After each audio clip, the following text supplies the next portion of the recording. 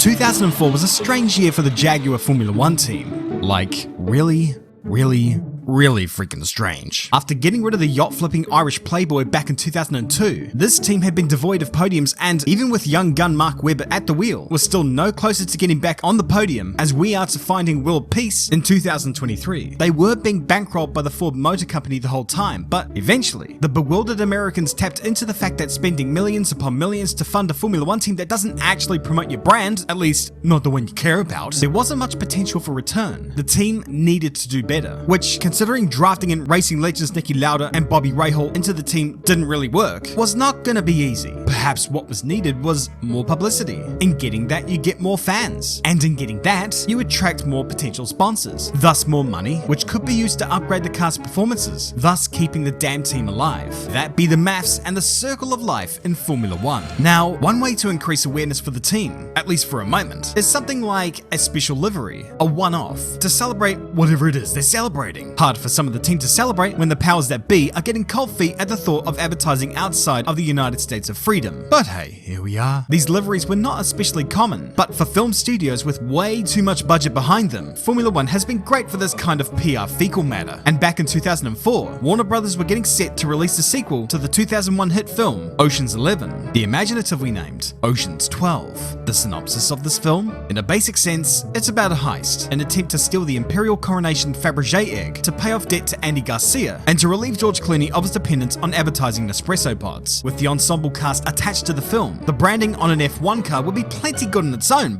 but oh no! It had to be run during the Monaco Grand Prix, the jewel in Formula 1's crown. And hey, speaking of jewels, let's attach one to the nose of the car as part of the livery, an actual jewel. Well, okay, a diamond, not a jewel. Is there any difference? I mean, bugger if I know, this stuff is way too rich for my blood. What I do know, however, is that placing a $250,000 diamond on the most vulnerable part of a Formula 1 car, in the most accident-prone circuit on the calendar, is not the smartest idea conjured up by a human being. Oh yeah, not to mention, there are of course 2 cars in a Formula 1 team, so there would be more than one of these bad boys running around that weekend, and another 3 besides on spare nose cones in case, something happened. What could go wrong?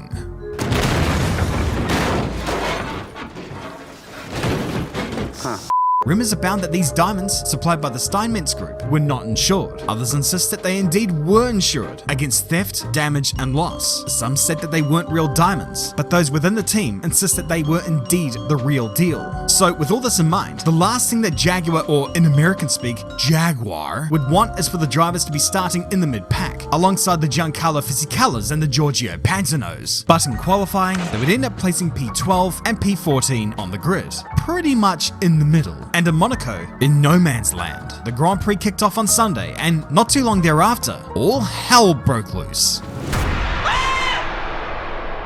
In all that melee, we can see Webber just creeping away from it all. Got away with murder a little bit, but he would retire later on from the race with a lunch gearbox. But for the time being, he was safe and sound. The diamond was safe and sound.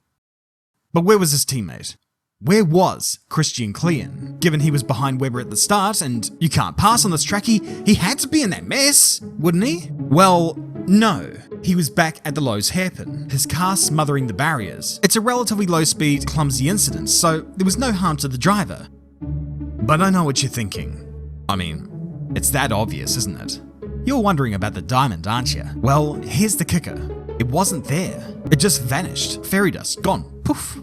It's not there. But how? I mean, how did all this happen? Well, back at Mirabeau, Klein decided to celebrate his first Monaco Grand Prix start by ramming into Nick Heifeld's gearbox. To his misfortune, this damaged the front nose cone and threw itself under the front wheels, which did somewhat disrupt the car's performance. We could be fairly confident that it did by virtue of the fact that he crashed. But where had the diamond gone? With all the publicity around it that weekend, there must have been people around the Principality just waiting for the nose cone to break off and to retrieve $250,000 worth of merchandise.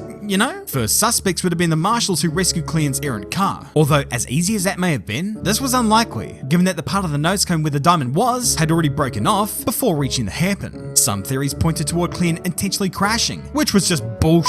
Some continued to insist that the diamonds were not in fact real, which in and of itself may not be BS, considering the company's founder, Benny Steinmetz, had a somewhat flexible relationship with the truth. What's the likely scenario? Well, that it got swept up with the rest of the debris around the circuit, that it fell down a storm drain, that some schlub from Marseille had stumbled upon it and run off with his newfound treasure. The reality is, we'll likely never know the story, because even after almost 20 years, no one's come forward. Even fish in the Mediterranean who may have got it from that storm drain, they haven't come forward. But for Jaguar, the PR around the team was great. At least in terms of exposure for the brand. It wasn't enough to effectively deliver them new, exciting parts for the rest of the year, and as a result, the car's performance was relatively stagnant for the remainder of the year. And as a result of that, Ford pulled the plug and sold the team to Red Bull, ending their involvement in Formula 1. But if there was one positive to take from Jaguar's last year in Formula 1, it's this.